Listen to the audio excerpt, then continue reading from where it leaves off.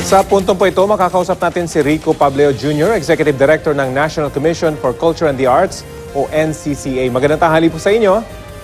Yes, magandang tanghali po, Mr. Rafi. Opo. Ika-120 taon na po mula nang makamit natin ang kasarinlan. Gaano po ba talaga tayo kalaya ngayon sa konteksto ng mga issue ng West Philippine Sea, ng arbitration ruling sa UN at ng Scarborough Shoal?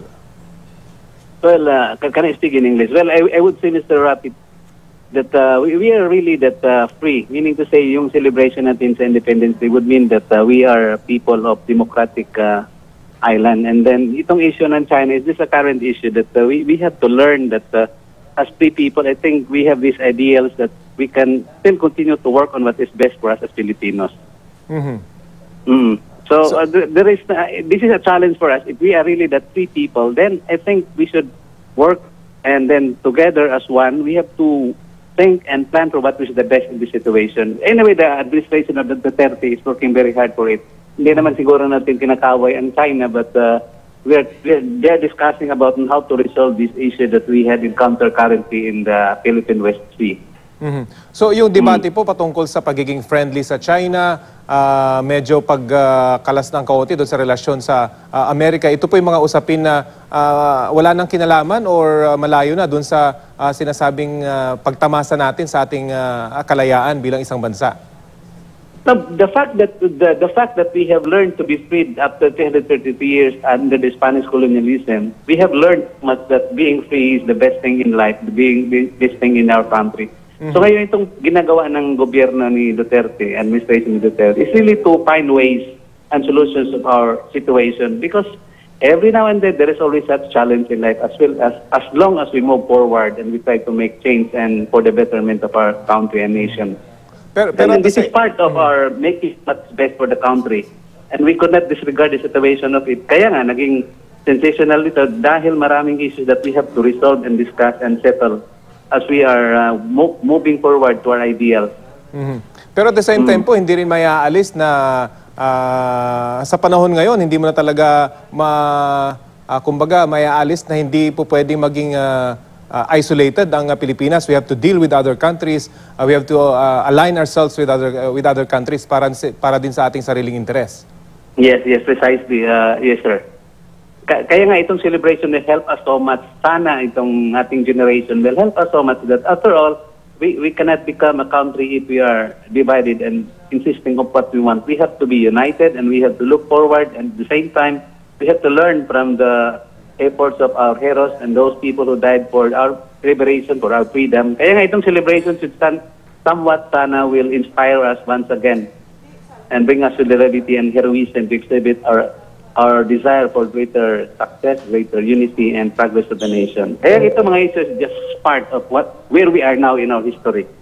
Yun nga po, nabanggit nyo, dapat magkakaisa yung mga Pilipino. Pero divisive po kasi yung mga issue katulad ng West Philippine Sea. May mga nagsasabi na dapat hindi tayo masyadong friendly sa China. Dapat ipinaglalaban natin yung karapatan ng ating mga mangingisda. Itong mga isyong ito, very divisive para sa mga Pilipino. Paano po kaya natin, how do you go about this debate and about this issue?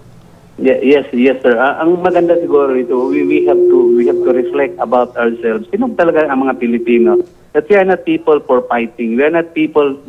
It's gone the time that we have been fighting. But now we are working, we are learning, and we will stand in the most reasonable at the same time friendly way yung ating gagawin. Kaya nga itong ginagawa ni President Duterte is out of yung olden times that we have to die and fight for it. But now it's a time for us to be more rational, to be more friendly, to be more thinking about the entire nation. So yung celebration na sana that inspire every Filipino that we have to work for the greater nation, for the greater glory of our nation. So kaya nga itong gagawin ng administration, we keep on communicating, talking, discussing what with the best possible way. Sa inyo pong palagay, ang mga Pilipino ba ngayon pinapahalagahan itong kalayaang tinatamasa natin ngayon? Yes, sir. That's now the challenge of the National Commission for the Culture and Art and all other cultural agencies. That's what we feel, that we are somewhat had forgotten the culture that we are supposed to be, this kind of people who are determined, faithful, at the same time who can work with other people So yan ang trabaho ngayon ng NCCA. We're working very hard on it. Sana mabalik natin ang totoong kultura ng mga Pilipinos. At paano po natin ginagawa ito ngayon? Yung challenge ito, paano natin natutugunan? Yes, ang ginagawa namin ngayon, the National Commission for the Culture and Arts, is focusing on the local level. We are building into that. We are building on the creation of the Council for the Culture and the Arts. We organize, we coordinate with the regional committees. At the same time, we engage more cultural programs for people to understand. So what is really the kind of life that we have to live as we have learned it in the past. Paano po ginagamit ng NCCA itong social media? Alam naman natin kung gaano kalaki yung impact nito. Hindi lang sa mga kabataan, kundi sa lahat ng Pilipino dahil isa tayo sa mga pinakamalaking gumagamit ng social media sa buong mundo. Yes, we have our own website, www.ncca. At the same time, we have our Facebook. And every time we engage with our activities in cultural programs or awareness or education, we try to make it a point that we can bring about the good message about our culture and the right thing, attitude that it will build the kind of Filipinos in our times today. Sa palagay niyo po ba, sa dami ng isyong kinakaharap, for example, ng mga estudyante, ito bang issue ng nababanggit nyo, yung issue ng kalayaan, issue ng pagmamahal sa bayan, nai-inculcate ho ba ng tama sa kanila itong usaping ito? Yes, sir. I have talked to some of the universities and it's only the very few students who somewhat. It's not the entire students talaga ang para bang iba ang paningin, but pananaw. But I believe with this many people, many young students who still adhere to the ideals of the Filipino nation, Filipino heroes, I think we can still change ourselves towards the betterment of our nation.